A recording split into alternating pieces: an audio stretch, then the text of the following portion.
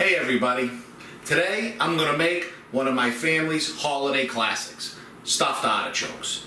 Every year I post pictures, come Thanksgiving, Christmas time, of those stuffed artichokes, and everybody always asks me, when are you going to do a video about those? So today, you're going to get the family stuffed artichokes. And this is especially for my friend Danny Puccio, who's been asking me for at least 6 months, kid, when are you going to do the stuffed artichoke video? Well, today, you're going to get it, Danny, okay? And typically, this is made with stuffing bread, okay? Unfortunately, it's June and there is no stuffing bread. Stuffing bread comes out for the holiday seasons. After Christmas, you can't find it anymore till next Thanksgiving. So what I did is I got the next best thing, which is Texas toast. Okay? Stuffing bread is one big whole loaf. Alright? Texas toast, big thick pieces. What I did is I laid these out about 6 o'clock this morning. I let them sit for about 6 hours so they got that little crunchiness on the top. Alright, and we're going to grind them up, okay? What my mother does is, come Thanksgiving, she buys 8, 10 stuffing breads, and she'll spend all day making stuffing. And that stuffing she passes out to me, my sisters, my aunt, and that's the stuffing we use for artichokes, calamaris, stuffed peppers, stuffed mushrooms. We use it all year long. But once it's gone till next year, okay? So, Texas toast, the next best thing. I'm going to get all set up, and the first thing we're going to do is send it through the blender and get it all ground up.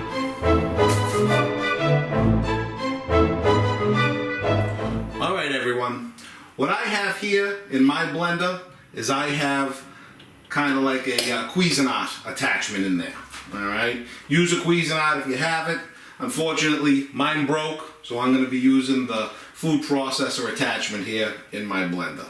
Okay, take a couple of pieces, get them in there, alright, and we're going to start.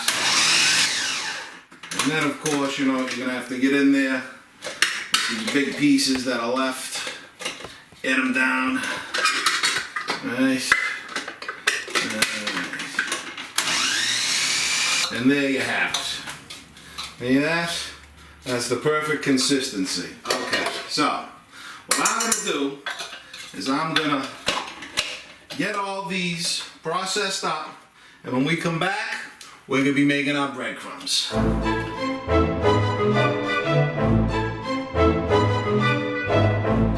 Alright everyone, here's our breadcrumbs. See that? All ground up. For some reason, my great-grandmother, she never used any kind of dried breadcrumbs to stuff anything, okay? It was always fresh-made breadcrumbs. And her theory with these breadcrumbs was less is more, okay? Very few ingredients go into these breadcrumbs. Salt, pepper, garlic powder, fresh parsley. That's it. No cheese. None of that. It's just the way she made it. When I first learned that, I went, Ma, no grated pecorino romano. My mother went, no cheese. No cheese in artichokes.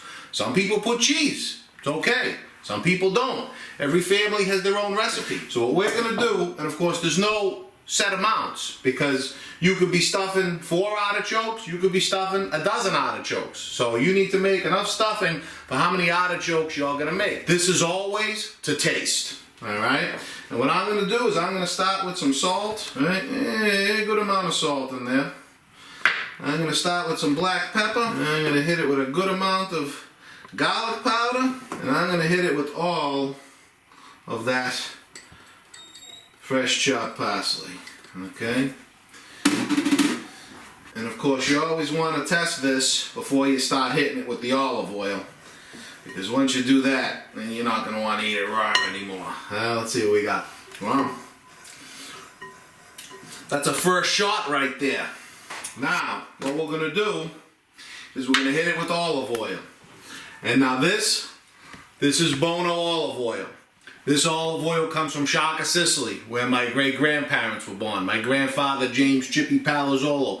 His parents, Baldassare Palazzolo, Mamie Frontera, they came from Sciacca. I'm lucky enough to have Bono Olive Oil as a sponsor, not only of Live, Laugh, and Cook Italian, but of the Fisherman's Feast of Boston. So a big thank you to Bono Olive Oil from Sciacca, Sicily for being a sponsor here and of the feast. Of course, the feast is in honor of Madonna del Soccorso, which is from Sciacca, which is what our grandparents, great-grandparents brought here in 1910.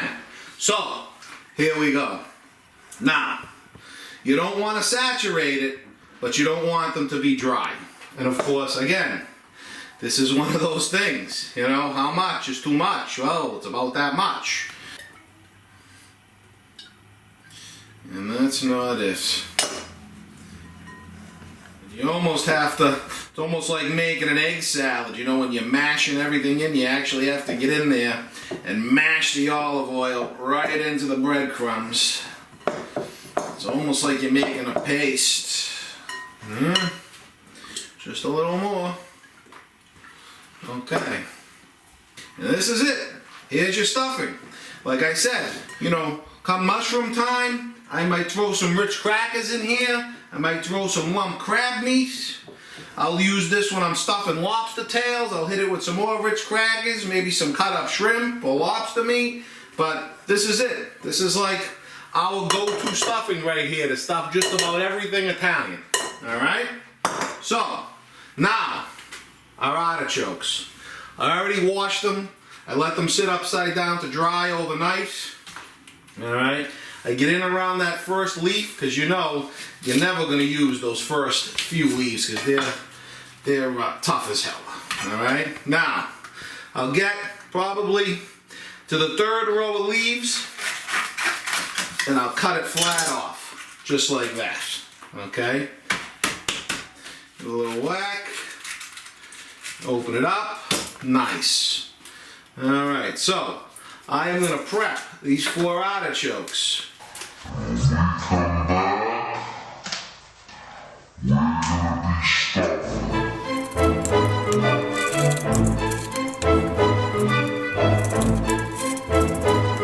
Okay guys, we're ready to stuff. Here's your breadcrumbs and take a look. You can see their consistency. They're real moist. They leave a little bit of oil residue in my hands. That's perfect right there. Okay? Now, funny story. Last Thanksgiving, my mother, about 5:30 in the morning, we get the two 25-pound turkeys. We got 50 pounds of turkey. We got about 40 people coming. And she says, Kenny, you gonna stuff the artichokes? I says, yeah, Mom, I'm gonna stuff the artichokes. She says, make sure every leaf has it. I go, Ma, don't worry about it. She went, every leaf. She was, make sure every leaf has stuffing. I go, Ma, don't worry about it. Every leaf is gonna have stuffing. So of course, you know, you gotta take extra care stuffing the artichokes, because I'll tell you, at Thanksgiving, if my mother gets an artichoke and there's a leaf without stuffing, I'm gonna be in the doghouse, okay? So, it's kind of an art to stuff an artichoke. And as you can see, you got multiple layers of leaves in there. And the way I do it is, you know, you start to open them up, right? And you get your stuffing, and when you get it on top, you basically start to peel them back, right? Peel them back as the stuffing is going in. Now see, I got a whole bunch of stuffing in that one and nothing in those, okay? So you almost have to like hold it open to get it in there to start the process of it taking the stuffing. So it's a peel and stuff. So as you're moving them back, you're pressing it in at the same time, right? You're opening them up and you're pressing it in. You're opening them up and you're pressing them in. Now, the last, I don't know, 5-6 rows of leaf, they don't get any stuffing in there. It's all the outer leaves that get the stuffing. Once you get too close, you know, those leaves, they get very, very tender, and you end up breaking off the last, I don't know, 5-6 leaves and just eating them in one big bite, and then you get down to the heart, okay? So, peel them back, work it in, all right? And you know, sometimes you gotta get technical. You find that one row of leaf that doesn't have it, and you actually gotta sit here, open it up, and get it in there, all right? Because like my mother said, every leaf Every leaf, Kenny. Ma, don't worry. Every leaf. Okay? So. And once they start to get open like that, see, look at that. There's no leaves right there. No breadcrumbs in those leaves. Alright? Those outer leaves, gotta make sure. Alright, right there. Look, another one. See? So, it's a process. You can't just hold it in there. Some people just, hey, they go like that. The artichoke stuff. No, that's not the way it works.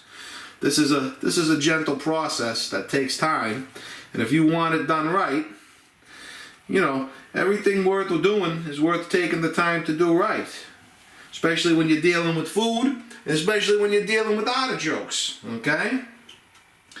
And of course, I like a good amount of stuffing in there. You know, a lot of people, they don't like too much stuffing. You know, to each their own. Some people don't put that much. Some people put a lot. Okay? So, then I'll take just a little more right on top. Press it in right there. And to me, that is a well-stuffed artichoke. Okay? Boom. There we go. I'm going to stuff the other two. And when we come back, we're going to get in my great Aunt Alice's artichoke pan. Wait till you see this thing.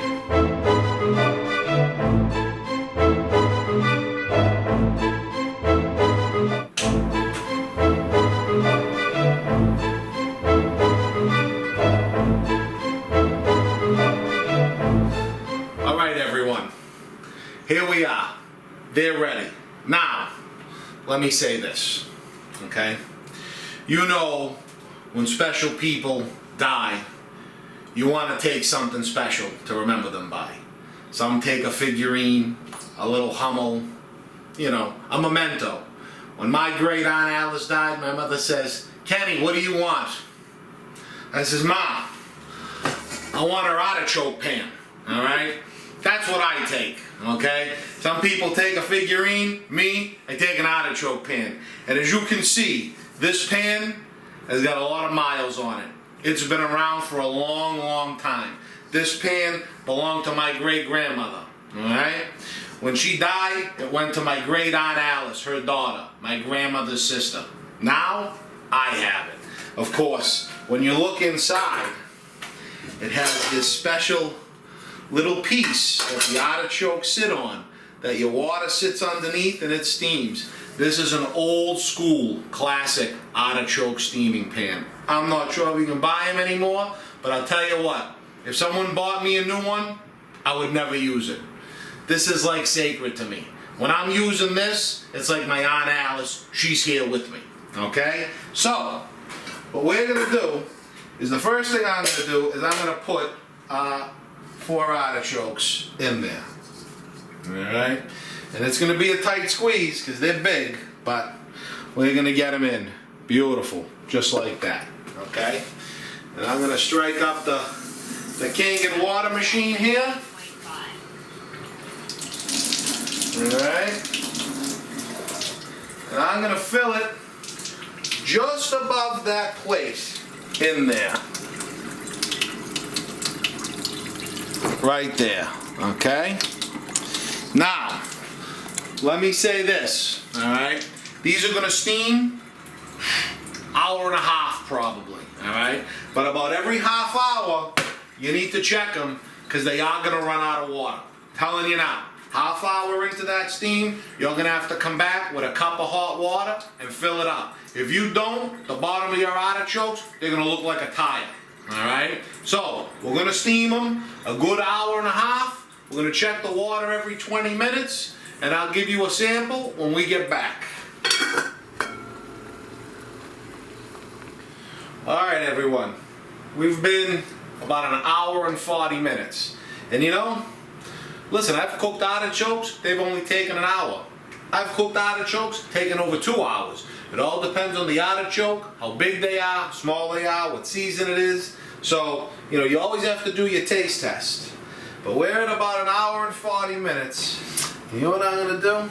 I'm going to take one of these other leaves here. Because sometimes, hey, that's hot. Hey!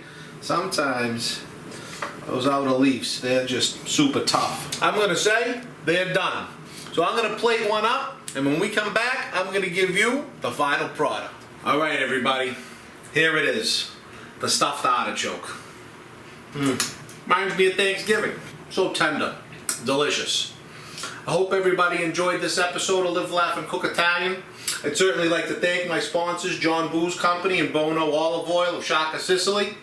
If you like this episode, please click that like button, subscribe to my YouTube channel, and as always, live, laugh, and cook Italian.